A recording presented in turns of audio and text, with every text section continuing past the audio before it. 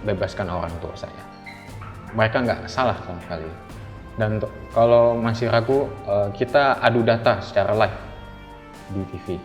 Adu data dasar kepemilikan kita.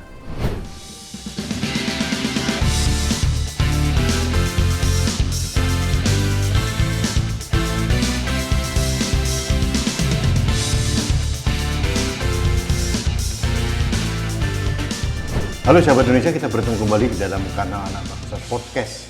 Sahabat Indonesia, mafia tanah ini merupakan musuh bersama kita dan berulang kali Presiden menyatakan perang terhadap mafia tanah, bahkan sudah dibentuk Satgas khusus mafia tanah. Tapi apakah sudah berhasil atau tidak? Ini pertanyaan yang sangat penting. Ini terkait dengan peristiwa yang menurut saya sangat mengenaskan. Seorang suami istri, Pak Supardi Kendi Budiharjo atau Pak SK Budiharjo, ditahan bersama sang istri tercinta, Ibu Nur Laila. Beliau ini adalah Ketua Forum Korban Mafia Tanah. Ada yang sangat mengganjal dalam kasus ini karena ada indikasi kuat seorang SK Budiharjo dan Ibu Nur Laila ini merupakan korban dari mafia tanah, korban dari kesewenang-wenangan aparat penegak hukum.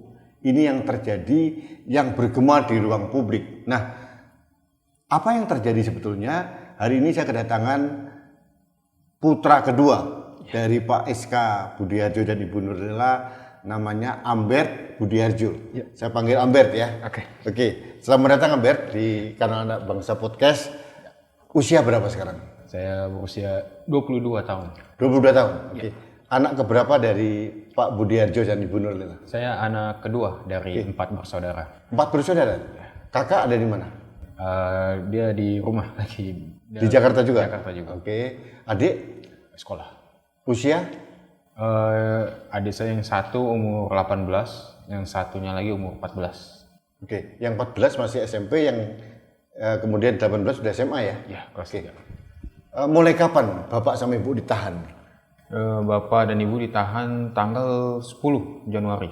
10 Januari 2023? Ya, betul. Ini baru 20 hari yang lalu? Iya, kurang lebih sih.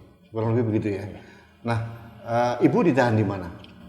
Dulu waktu dijemput, Ibu ditahan di Polda Metro Jaya? Ya, setelah seminggu kalau nggak salah, beliau dipindahkan ke rutan Pondok Bambu. Oh, untuk khusus perempuan? Ya. Kalau Bapak? Dia dari awal udah di rutan Salemba. Titipan dari kepolisian? Ya. Atau kejaksaan? Kejaksaan. Oh, titipan dari kejaksaan. Ya. Oke. Ambert, sebelum masuk ke masalahnya saya tanya, apakah benar ya informasi yang saya terima pada waktu ditangkap waktu itu Ibu Nur Laila dalam kondisi habis operasi atau sakit? Betul, ibu saya habis operasi bulan September dan awal tahun ini emang kebetulan mau ada operasi lagi. Operasi apa? Pengecilan katup. Terus? Cuman ya tidak jadi karena ditangkap ini. Oke. Pertanyaannya, mengapa beliau ditangkap? Nah itu ceritanya gimana, yang kamu tahu sebagai anak? Jadi awalnya pada tahun 2006 ya? Ya, 2006. Bapak saya membeli sebidang tanah seluas 10.299 meter. Jadi 1 hektar lebih? Ya. Di daerah mana? Cengkareng. Jakarta Barat? Ya, Jakarta Barat. Oke, terus? Dari 10.000 meter 1 hektar itu ada 3 giri. Oh, jadi 10.000 sekian itu terdiri dari 3 giri? Iya. Itu milik siapa? Yang giri pertama atas nama Pak Abdul Hamid Subata, yang kedua Haji Nawi bin Binin, yang ketiga Rais. Oh, berbeda ya? Berbeda. Oke, terus? Atau mereka bersaudara ketiga-tiga? Setahu aku sih enggak. Oke. So, terus? Jadi udah saya beli, bapak saya langsung diuruk, dipagar, dan dijadikan tempat pangkalan kontainer. Ada 5 kontainer di situ. Tanah tersebut, bapak saya kan nggak ngerti tanah, dan beliau kan, kita sih semua tinggalnya waktu itu di Kuala Lumpur. Oh. Kalian semua tinggal di Kuala Lumpur? Iya. Tapi masih WNI kan? Masih. Oh WNI, tapi tinggalnya di Kuala Lumpur, ada bisnis di sana juga? Iya. Oke, so? Jadi Bapak Abdul Hamid ini dan teman-temannya itu ke kantor Bapak saya minta untuk beliin tanahnya. Karena Bapak saya emang kasianan orangnya, jadi dicek dulu ke notaris, kok udah valid, dia langsung beli. Oke. Jadi udah sama notaris sudah dicek, udah valid, Bapak saya beli. Nah, cuman Bapak saya belinya maunya dalam bentuk sertifikat. Oke. Jadi dibuatlah PPJB. PPJB tersebut bilang kalau Bapak saya terimanya sertifikat dan penjualnya mengurus sampai jadi sertifikat. Itu perjanjiannya begitu ya? Ya. Oke, so?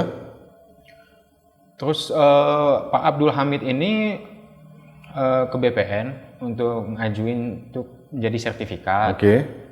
Tapi kata BPN sudah terbit SHGB nomor 1633. HGB? Iya, Di tanah itu? di tanah itu katanya. Kata BPN? Kata BPN. Tapi waktu diperiksa notaris kok katanya aman-aman aja? Tidak ada masalah? Ya itu dia, saya juga kurang tahu kenapa kayak gitu. Terus kata BPN digugat aja di pengadilan. Oke, pemilik AGB siapa itu? Atas SHGB 1633 itu atas nama PT BMJ. PT BMJ itu apa? PT Bangun Marga Jaya. Itu grup perusahaan atau salah satu anak perusahaan grup atau apa? Saya rasa sih salah satu anak perusahaan ya. Dari? Sedayu Sejahtera Abadi. Sedayu Sejahtera Abadi. Jadi PT BMJ ini anak perusahaannya atau cucunya atau apa gitu ya? Ya kayak gitu. Sister company lah ya? Oke, so? Habis itu sudah digugat, menang Pak Abdul Hamid. Mau menang? Menang. Oke. Sudah menang, terus tiba-tiba PT BMJ itu Tunggu dulu, menangnya itu sudah sampai inkrah atau belum? inkrah Pak. Udah punya kode hukum tetap ya? Iya. Oke, terus? Di tulisan itu bahwa punya Pak Abdul Hamid itu udah tercatat di situ. Jadi artinya menurut pengadilan itu bahwa memang benar tanah itu adalah milik Pak Abdul Hamid Subrata tadi? Iya betul. Oke, so? Terus PT BMJ ngegugat lagi. Setelah kalah dia yang gugat? Iya. Oke. Dengan alasan beda alamat lah katanya. Oke. Terus Pak Abdul Hamid kalah. Terus Pak Abdul Hamid banding. Tapi Pak Abdul Hamid ini dilaporin polisi sama PT BMJ. Tunggu dulu sebentar.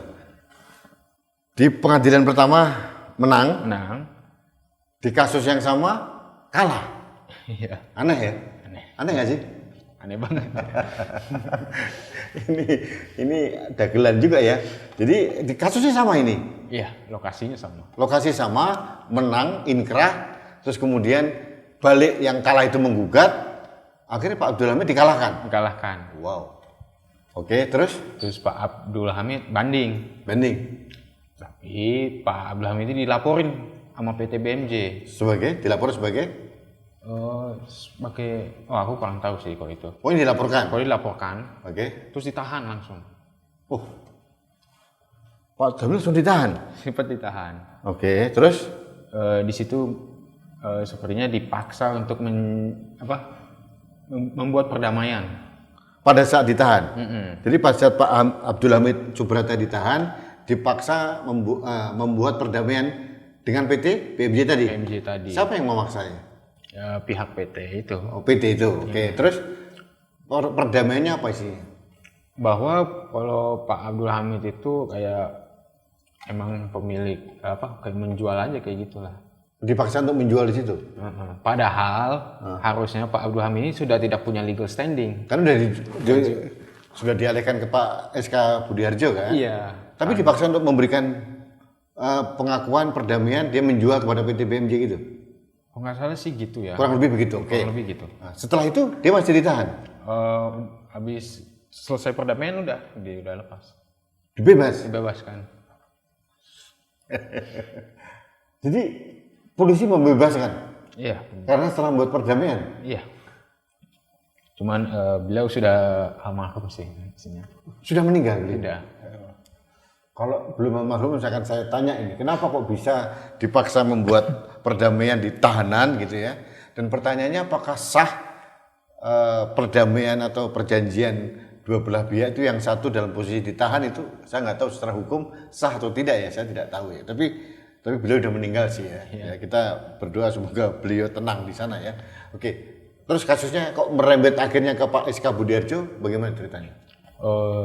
Jadi itu tahun 2000, pokoknya bapak saya surat-surat ini semua, gear-gear ini pasti dicek di kelurahan, kecamatan, sampai udah kita verifikasi sampai ke level menteri, Menko Polhukam, Irjen Depdagri.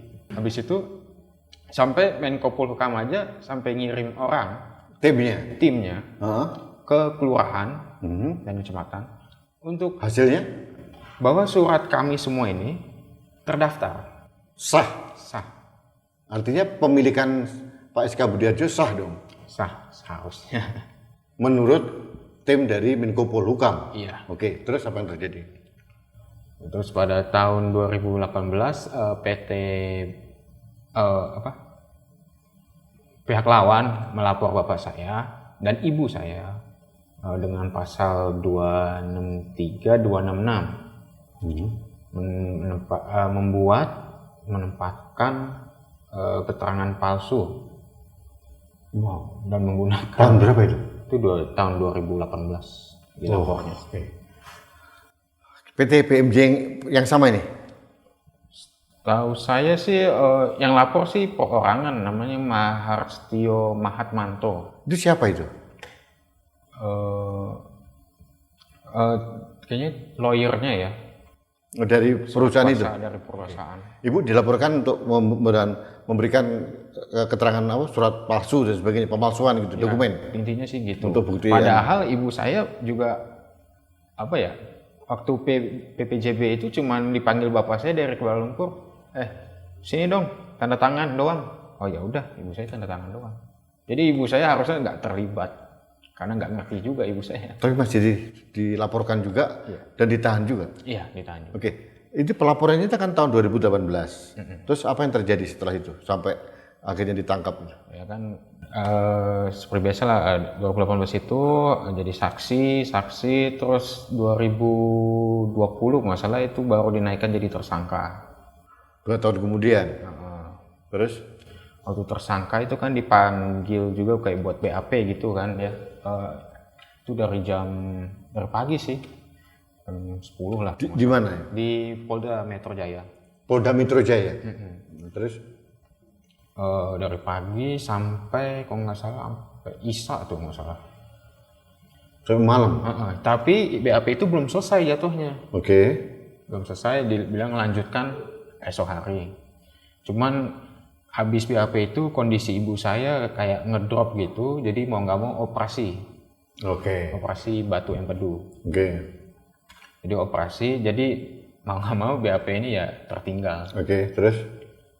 Cuman setiap kali ada panggilan kita membalas suratnya kok, dengan ada surat keterangan istirahat dari rumah sakit.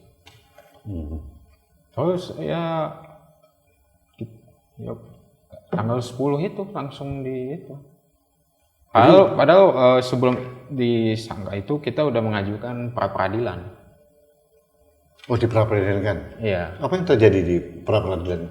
Jadi pra peradilan itu tanggal 9 Januari itu harusnya pra peradilan pertama. Tapi termohon semua tidak ada yang datang. Polisi sama jaksa? Ya. Nggak hadir? Tidak hadir. Tanggal 10 ditangkap? Tanggal 10-nya esok harinya ditangkap. Penyidik 6 orang kalau nggak salah datang ke rumah jam 7.30. Malam? Pagi. Langsung membawa sama ibu? Enggak langsung. Bapak saya bilang kita tunggu lawyer kita. Oke. Baru dibawanya kalau nggak salah itu habis zuhur. Oke. Ke Kejaksaan Jakarta Barat. Oke. Nah, baru di situ sih di tahap 2-nya di situ. Artinya sudah dianggap P21. Dianggap P21 ya? Iya, sudah. Terus ditahan terus ya sampai sekarang? Ditahan terus sampai sekarang. Oke. Ini karena dirimu bukan ahli hukum gitu ya. Jadi memang saya tidak akan menanyakan masalah detail tentang masalah hukum ya. Tapi intinya kalau nggak salah Pak SK Budiharjo ini kok saya lihat sebagai ketua forum korban mafia tanah. Ceritanya gimana nih yang hampir tahu? Jadi tahun 2018 itu banyak korban melapor ke istana. Ada kurasa banyak yang frustasi, jadi di kantin istana itu ngumpul. Di kantin istana? Iya, pada ngumpul. Oh, jadi disitulah mulainya FKMTI, dan bapak saya ditujukan sebagai pemimpin. Jadi tua. Di kantin istana itu terbentuk forum korban mafia tanah. Bapak jadi ketua. Iya. Itu tahun 2018. 18. Nah, setelah kasus ini, itu kan saya lihat dirimu dikunjungi juga oleh Pak Eros Jarot dan sebagainya ya. Iya. Orang yang sangat peduli itu. Waktu itu apa yang terjadi? Aslinya Pak Eros Jarot itu teman bapak saya sih. Jadi waktu bapak saya ditahan, kalau nggak salah esok harinya langsung dikunjungin tuh. Itu aja sih. Aku kalau masalah bapak dan Pak Eros Jarot aku kurang. Tapi cukup statementnya cukup keras Pak Eros malah menantang presiden untuk adu data gitu ya. Iya, itu juga program bapak saya di FKMT. Jadi alas dasar hak kepemilikan kita adu data secara live Di TV? di TV. Itu yang ditantang Pak Eros Jarot begitu ya? Iya. Itu. Pak Eros Jarot apakah bagian dari forum korban mafia tanah Indonesia nih? Setauku ya, beliau juga ada masalah tanah juga. Ada masalah tanah juga? Iya. Oke. Oke, Amber, apa yang Anda rasakan sebagai anak melihat Bapak Ibu yang sebetulnya menurut kacamata saya juga sih, itu tidak bersalah, terus kemudian dipersalahkan bahkan ditahan. Apa yang kamu rasakan? Kecewa, sedih, dan khawatir sih. Apa yang kamu khawatirkan? Ya ibu saya, karena ibu saya kan kondisinya belum 100% pulih. Waktu di Kejaksaan Jakarta Barat pun udah kita tunjukin juga, cuma masih aja ditahan. Ibu usia berapa? 50 tahun. Kalau Bapak? Bapak 5, wah aku lupa lagi. 55 aku nggak salah. Oke, sekarang Bapak Ibu ditahan ya. Kalian berempat ini sama siapa sekarang? Kita berempat aja di rumah. Saling gandeng aja gitu. Saling menguatkan. Iya. Oke, jadi Ibu itu kondisinya sakit ya? Iya. Masih dipaksa ditahan juga sampai sekarang? Iya, masih dipaksa. Kapan ketemu terakhir Ibu? Terakhir ketemu waktu Ibu dipindahkan dari Polda ke Pondok Bambu itu. Nah itu doang terakhir saya ketemu. Terus belum bisa jenguk, katanya isolasi 14 hari. Kondisinya gimana menurut yang kamu tahu? Yang aku tahu drop. Aku dengar kalau ibuku tuh setiap malam nangis katanya. Sebagai anak apa yang kamu rasakan? Ya aku juga sedih juga ya. Aku merasa nggak bisa bantu orang tua habisnya di tahanan gitu. Maksudnya kita jumpain aja nggak bisa. Bapak alhamdulillah sih, kalau Bapak sih dikunjungin gampang sih, bisa. Malah Ibu malah nggak bisa? Ibu belum bisa. Bapak alhamdulillah dia kelihatannya sehat dan tetap semangat dia. Karena dia tahu ini barang dia nggak salah. Jadi Bapak punya keyakinan Bapak tidak bersalah ya? Iya, sangat. Kalau Amber sendiri keyakinannya apa? Ya aku yakin juga kalau bapak saya pasti benar. Karena dokumen selengkap ini aja yang udah terverifikasi sampai level menteri aja, masa masih dibilang palsu? Jadi sudah kemana-mana ya? Sudah sampai ke Menko Polhukam juga? Udah. Sampai ke istana juga? Istana, iya udah. Oke. Sekarang sebagai anak ini, apa yang ingin kamu sampaikan untuk presiden maupun untuk siapapun yang berwenang lah terkait dengan kasus orang tuamu ini? Pertama ya bebaskan dulu orang tua saya Dengan dibebaskan orang tua saya kan dia bisa lebih apa ya, kalau dibilang self defense gitulah kan, Membela diri. membela diri lebih baik. Dan kayak bapak saya bilang, kok bisa tuh adu data secara live, adu data dasar kepemilikan. Karena kalau udah kayak gitu biasanya kebuka semuanya. Karena mafia itu pasti nggak tahu tetangganya. Apa sebenarnya? Mafia tanah tuh pasti tidak tahu tetangganya. Mafia tanah tidak tahu tetangganya. Iya. Artinya apa itu? Itu artinya kan kalau kayak orang Pak Abdul Hamid, Pak Edi Suwito, Pak Rais ini kan tetanggaan. Mereka tahu sesama masing-masing. Kalau mafia tanah kan pasti tidak tahu. Nah, itu. Tapi kamu yakin bapak sama ibu itu korban mafia tanah? 100%. Dari mana keyakinanmu? Bapak saya kan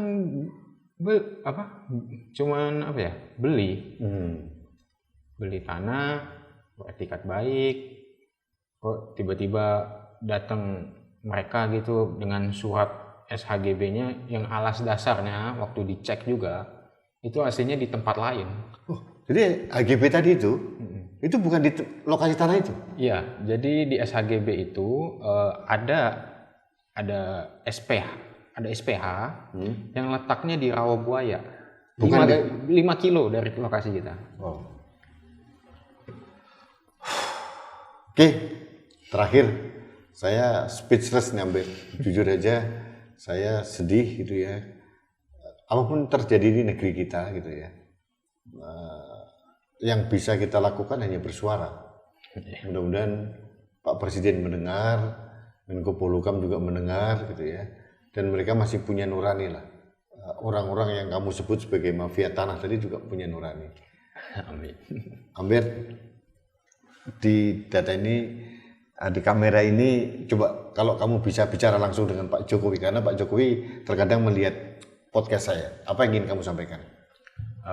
Pak, tolong bebaskan orang tua saya. Mereka nggak salah sama sekali. Dan kalau masih ragu, kita adu data secara live di TV. Adu data dasar kepemilikan kita. Terima kasih, Pak. Oke. Amber, saya kira cukup kita suarakan gitu ya.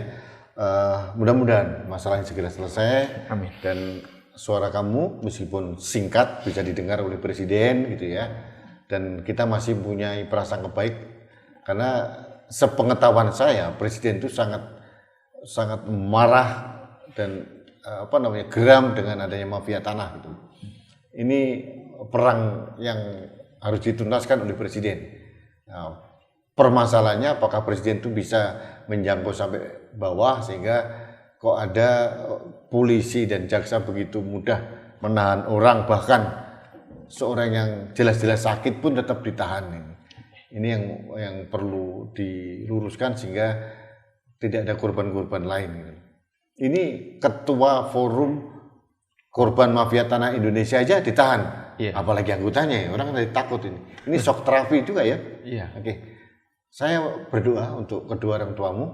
Salam hormat saya buat Pak Budiarjo sama Bu Nur Lela. Ya, terima kasih, Pak. Mudah-mudahan beliau sehat gitu dan mendapatkan keadilan yang seadil-adilnya. Itu harapan saya. Oke, amin. Sahabat Indonesia, ini jeritan hati seorang anak yang melihat kedua orang tuanya dalam tanda kutip dizolimi oleh mafia tanah, istilahnya begitu. Dia meyakini 100% bahwa yang bermain menzolimi orang tuanya itu adalah kelompok mafia tanah. Nah, namanya mafia biasanya memang itu bukan hanya swasta tapi juga kerjasama dengan aparat-aparat keamanan. Ini yang menjadi saya prihatin dan marah gitu. Karena ini musuh dari Presiden, tapi seolah-olah di bawahnya itu bisa merajalela dan tidak terkendali gitu. Dan yang membuat saya marah sih seolah-olah orang swasta atau siapapun dia itu bisa mengatur hukum di negeri ini. Ini negeri apa gitu. Katanya hukum sebagai panglima, tapi ternyata hukum dipermainkan dan bisa diatur. Sebagai contoh, kasus almarhum Pak Abdul Hamid Subrata. ditahan, kemudian dipaksa membuat perdamaian, setelah membuat perdamaian bisa lepas. Hebat sekali. Perusahaan ini bisa menginstruksikan polisi untuk melepaskan tahanan, bagi saya tidak masuk akal. Nah, berikutnya adalah penahanan. Apakah patut seorang SK Budiharjo dan Ibu Nurlela itu ditahan? Dia hanya membeli dan tidak tersangkut dengan pemalsuan apapun, dan itu sudah dibuktikan dari notaris yang ditunjuk katanya. Kemudian juga ada tim dari Menko Polhukam sudah memeriksa, datanya valid, artinya kepemilikan tanah itu oleh Pak SK Budiharjo dianggap sah. Tapi ternyata tidak demikian di mata polisi dan jaksa, dan ini PR besar buat kita. Jangan sampai ini ada ketidakadilan yang merajalela dan kita membiarkan begitu saja. Terakhir saya mohon kepada Presiden Jokowi, tolong Pak, tertibkan anak buah Bapak. Karena polisi dan jaksa itu adalah bagian dari eksekutif, anak buah langsung dari Presiden. Saya meyakini Presiden mempunyai kekuasaan, kewenangan untuk menertibkan aparat kejaksaan maupun kepolisian. Karena itu di bawah langsung Presiden. Jadi kalau masuk ke persidangan beda kembali, karena persidangan sudah masuk ranah yudikatif, Presiden tidak ikut campur. Tapi kita lihat penahanan Ibu Nurlela yang sakit begitu tetap dipaksakan, ini bagi saya di luar batas kemanusiaan. Apakah seperti ini yang kita inginkan, penerapan hukum semena-mena? Dan bagaimana anak cucu Anda nanti harus mewarisi kezoliman yang Anda lakukan kepada orang-orang yang tidak bersalah? Saya berharap Presiden dan Menteri BPN dan Kapolri dan Jaksa Agung mengerti ada masalah-masalah hukum di negeri ini. Ada mafia tanah yang merajalela dan berdosa rasanya kalau kita semua membiarkan itu terjadi. Baik sahabat Indonesia, terima kasih. Kita akan bertemu kembali dalam kanal Anak Bangsa Podcast selanjutnya. Sampai jumpa.